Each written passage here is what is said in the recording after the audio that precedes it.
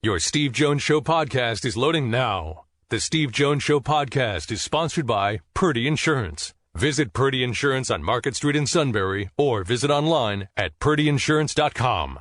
Time to bring in now the outstanding Nate Buaer. Sir, always a pleasure. Welcome. Hey, what's going on? Thanks for having me. It's great to have you on the show, and thanks for jumping in when you did today. That's fabulous. How entertaining was it as you were going through the comments section on Saturday? We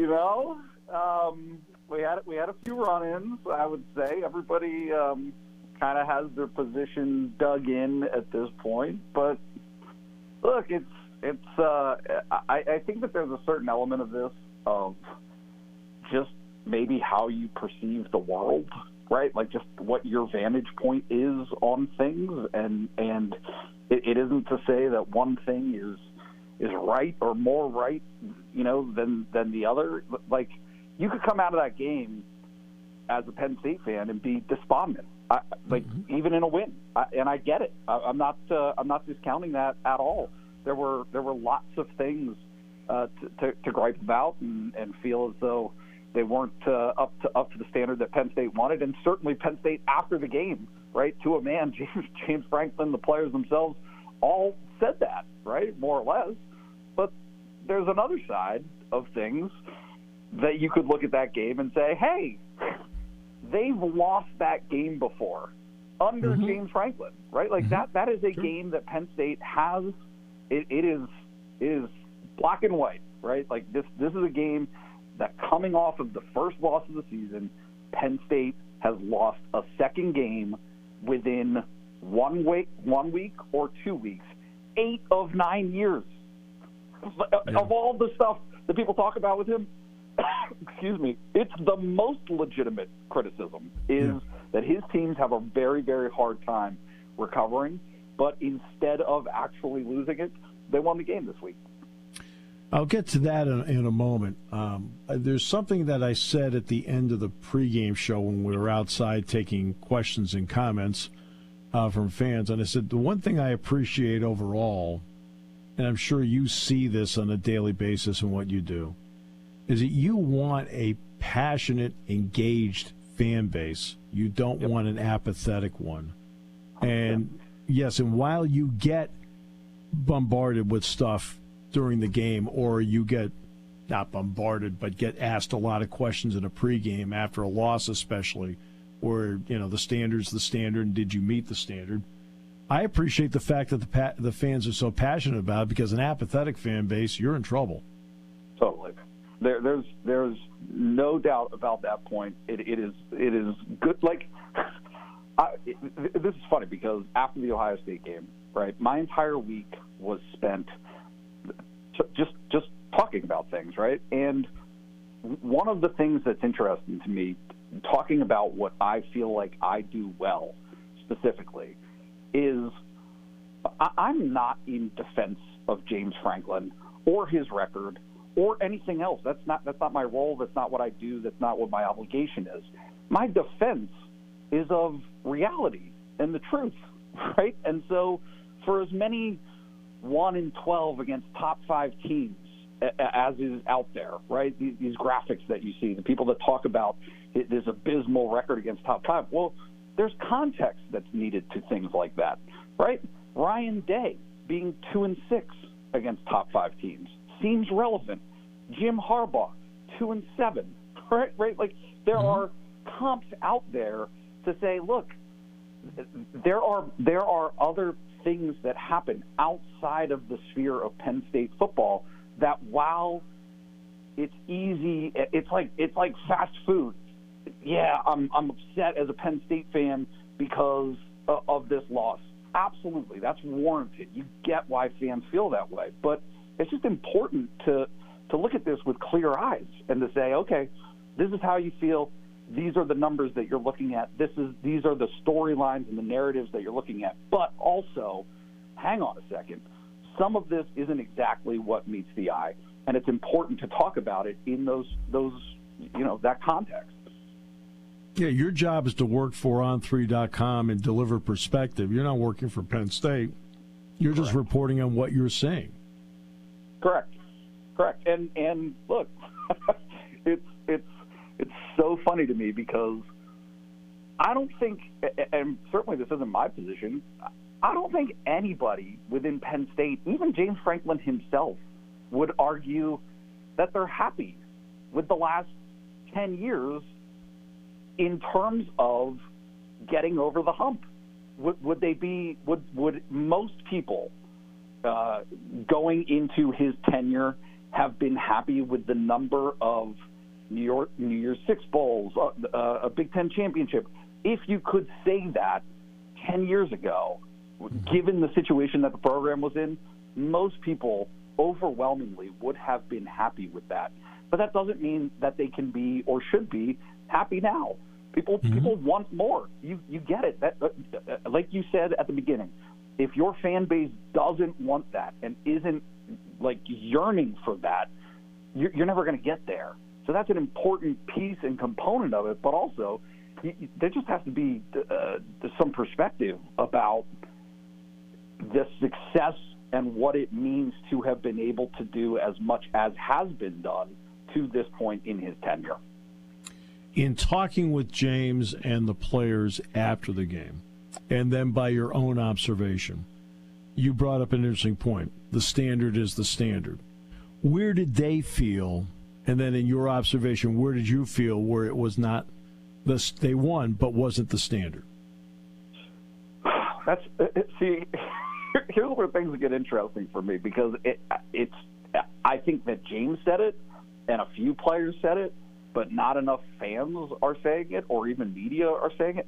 Indiana played a great game. Yes, they did. That quarterback had a great game. His receivers made great plays for him. Like, they just played well. So can you argue and look at the blown coverage and say, yeah, defensively that shouldn't happen? Absolutely. That's fine. There are plenty of those things.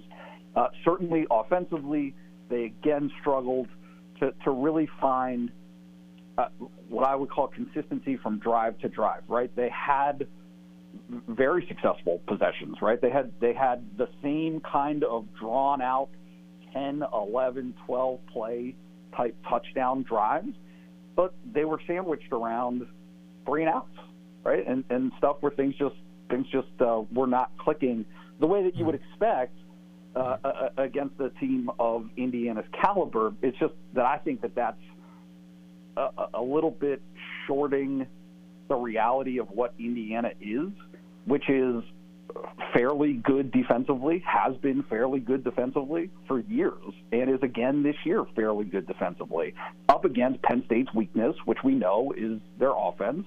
And then, Manny Diaz's defense just didn't have a great day. But also, and importantly, those last 5 minutes, to me, feel defining in a lot of ways, right? When they have not been tested, this team has not been tested in that manner for most of the season.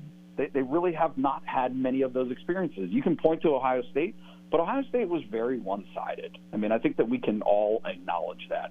This game, being back and forth, you're in the heart of it, and when you needed to make plays, you got them on both sides of the ball. And for me, especially, looking at this from 50,000 feet, that was especially important coming off of the dynamic of that Ohio State game, right? Because you had a team in a locker room that was in some ways split by how that game played out, right? Defense feeling resentful over the fact that the offense couldn't kind of get it together. Well, guess what? Tables were turned in this one, where the defense let things happen, and the offense needed to come around and put up a play.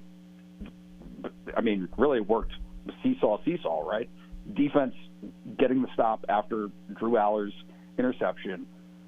Aller and Keandre, and obviously Katron Allen's role in getting that touchdown off of that, and then deny, right, making kind of that game sealing play to end it.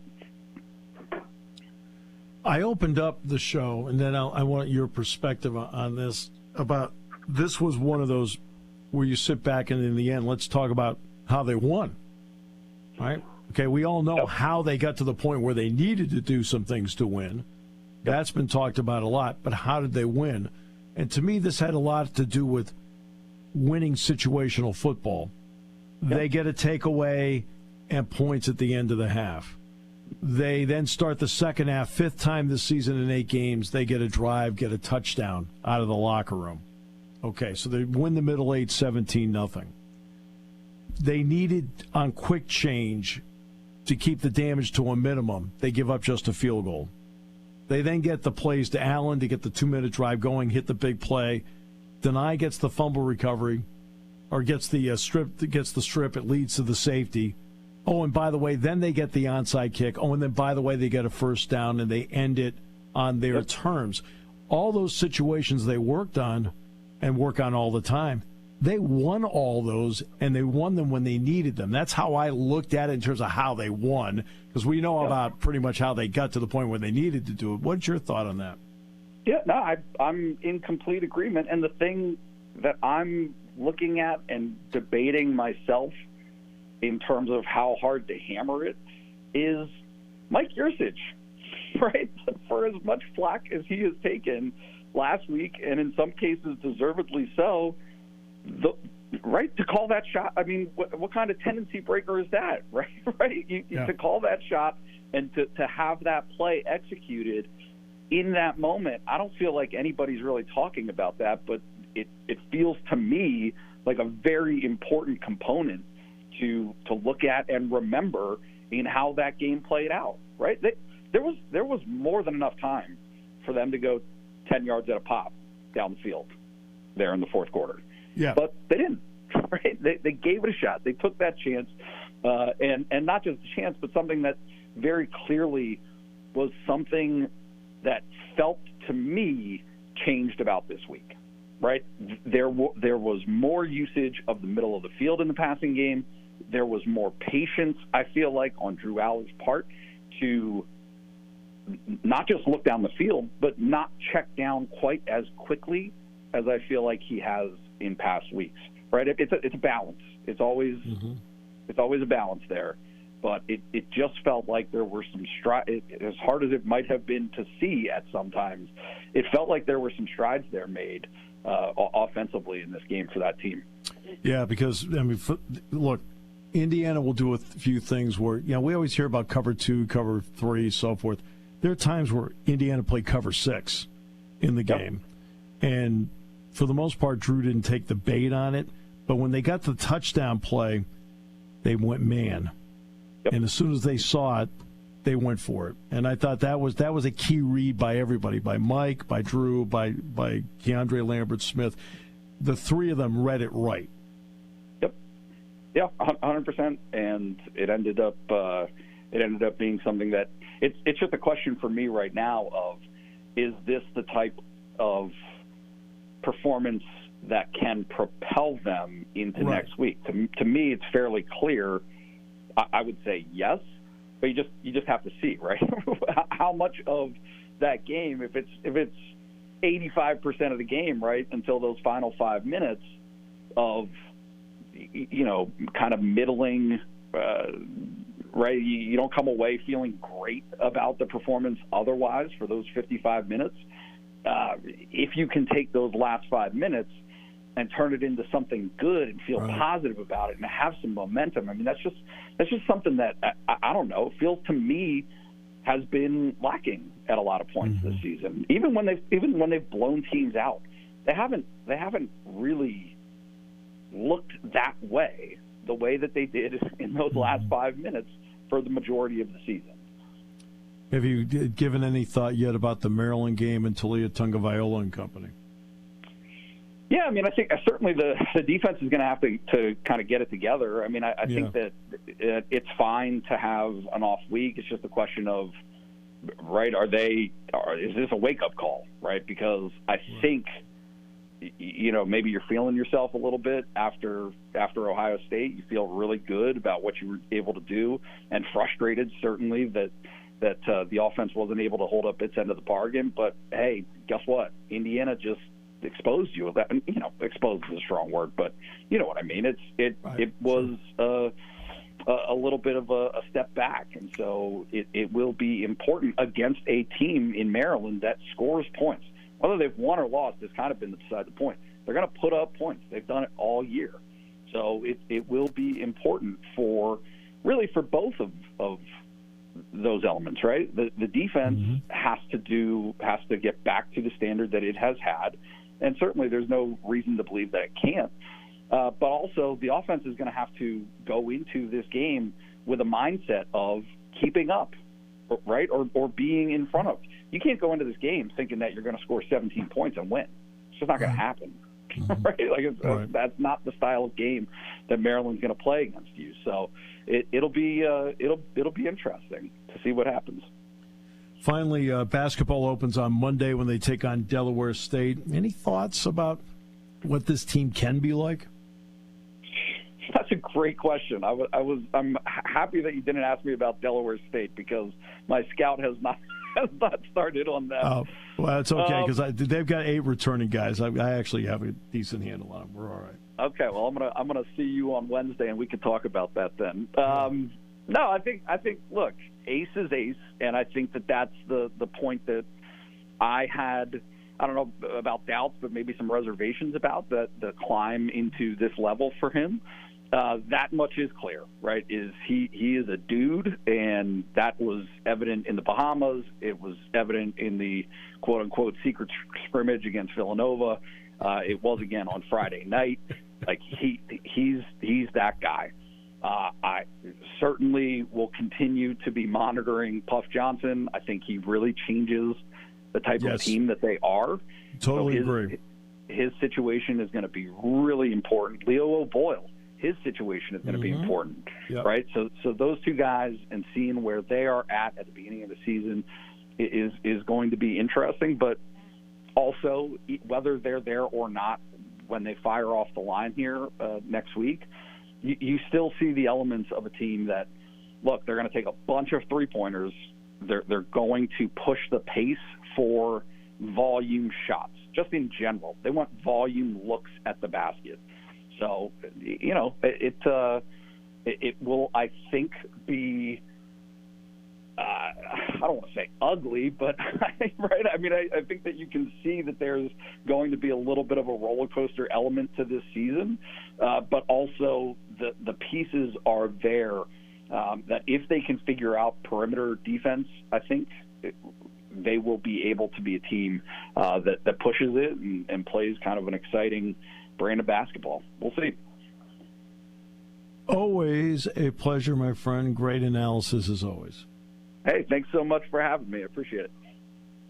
Nate Buaer on 3.com.